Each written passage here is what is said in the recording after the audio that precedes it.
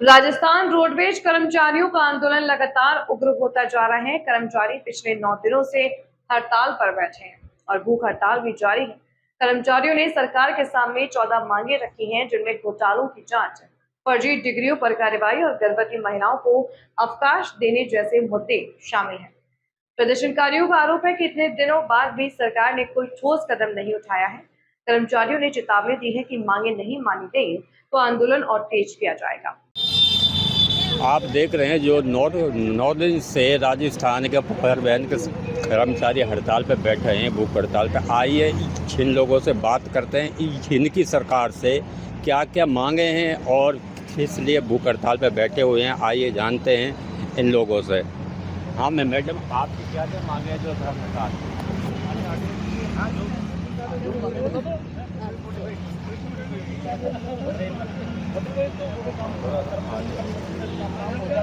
आपकी सरकार से क्या क्या मांगे हैं जो आप 9 दिन से यहाँ पर हड़ताल पर बैठे हुए हो?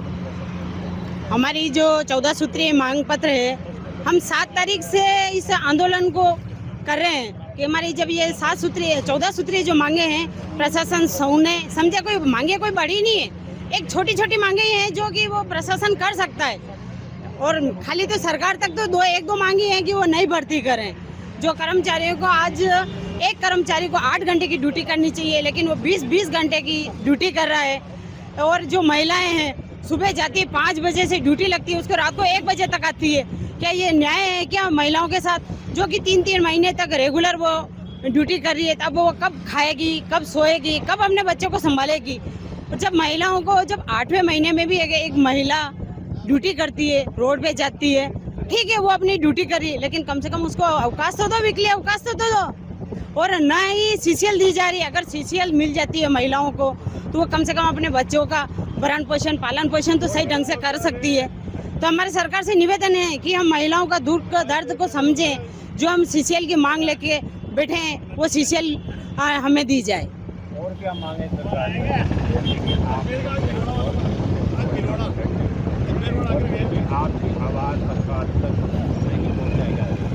हमारी 14 सूत्रीय जो मांगे हैं, जिसमें रोडवेज के जो भी कार्यकर्ता हैं उनको एक अनुचित श्रम व्यवहार किया जा रहा है, और जो संगठन से जुड़े हुए हैं कार्यकर्ता हैं उन पर भी एक ये अब अनुचित तरह से उन पर कार्रवाई की जा रही है।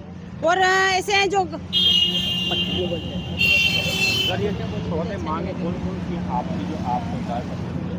देखिए,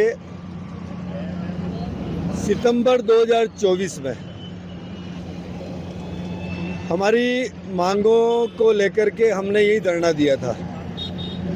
तब 1 अक्टूबर 2024 को माननीय उप मुख्यमंत्री और परिवहन मंत्री डॉक्टर प्रेमचंद जी बैरवा जी की अध्यक्षता में निगम प्रबंधन और हमारे प्रतिनिधि मंडल की वार्ता हुई, सहमति बनी। उसके पश्चात 14 बिंदुओं पर माननीय राज्य सरकार के माननीय उप मुख्यमंत्री महोदय द्वारा निगम प्रबंधन बिंदुओं पर क्या कार्रवाई करनी है उसके निर्देश दिए गए। लिखित में निर्देश प्रदान करने के बावजूद भी निगम प्रबंधन द्वारा आज 1.5-2 साल हो गया है, उस पर किसी प्रकार की कोई कार्रवाई नहीं हुई।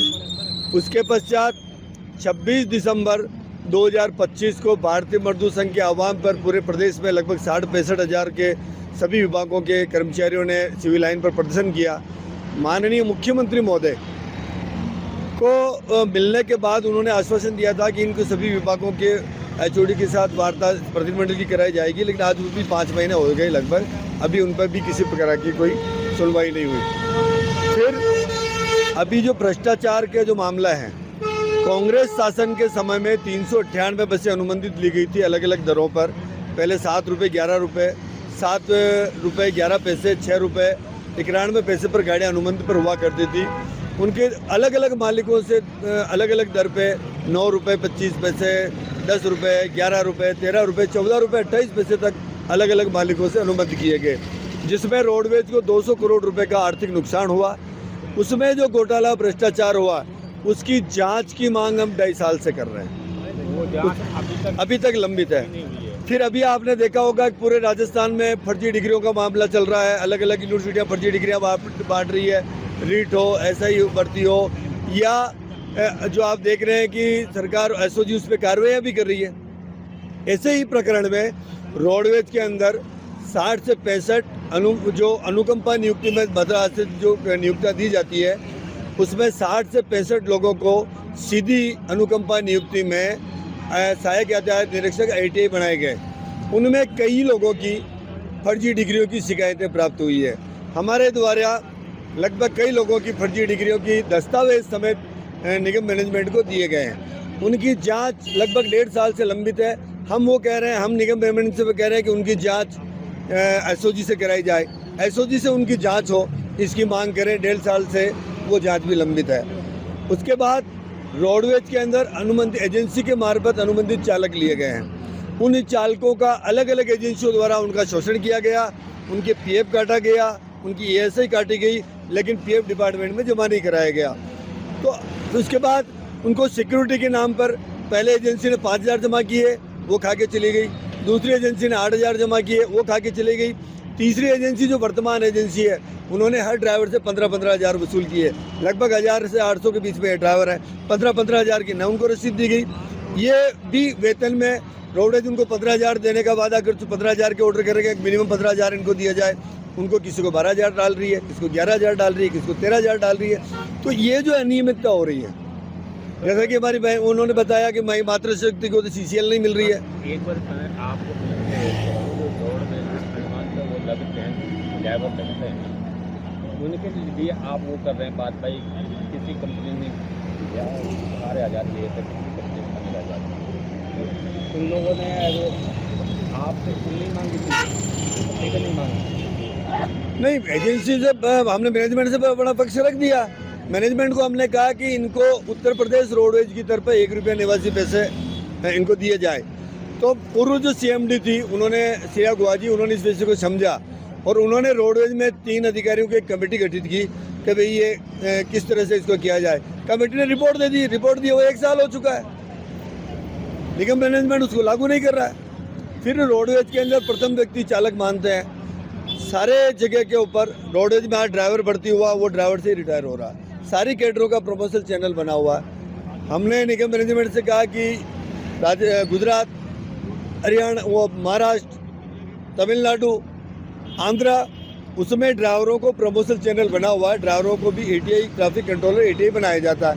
हम ये मांग करें कि उन राज्यों की तर्ज पर यहाँ भी इनका प्रमोशन किया जाए, लेकिन निगम मैनेजमेंट ने आश्वासन दिया है सभी मांगों, लेकिन आज इन तक इस पर कोई कार्रवाई नहीं की।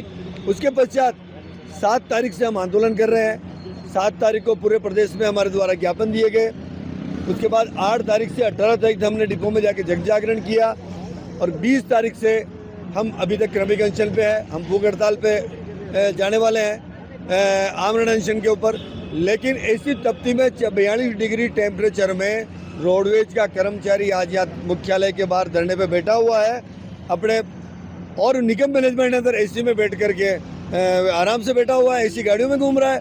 जबकि उनको ये चाहिए था कि अब तक बुला करके वार्ता करता। आज 10 दिन हो चुके हैं, 9 दिन हो चुके हैं, लेकिन निगम मैनेजमेंट संवेदनहीनता की पराकाष्ठा पार कर चुका है। वो निगम कर्मचारियों की समस्याओं के समाधान के पक्ष में नहीं है। इसीलिए अगर आवश्यकता पड़ी तो हम अब आंदोलन को उग्र रूप देंगे। सत्यनारायण शर्मा, प्रदेश महामंत्री, राजस्थान परिवहन निगम कर्मचारी फेडरेशन, भारतीय मजदूर संघ, राजस्थान। आपने देखा कि ये हमारे साथ में उत्तर प्रदेश के वो थे, अध्यक्ष साहब थे, जो 9 दिन से यहाँ पर हड़ताल पर बैठे हुए हैं। और आप देख सकते हो कि नगर निगम का रोडवेज के जो कोई भी सुनवाई नहीं की जा रही है लोगों के द्वारा। ये 9 दिन से भूख हड़ताल पर बैठे हुए हैं ने अभी ऐसी हाल में किसी खबरें जो आपको जोड़ती हैं सीधे हमसे, जिनका आपकी जिंदगी पर होता है सीधा असर। खबरों की वही तस्वीर, बिना बदले, बिना डरे।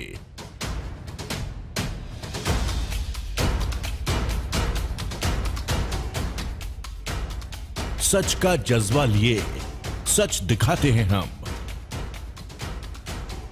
आपकी आवाज के साथ। TNI आवाज।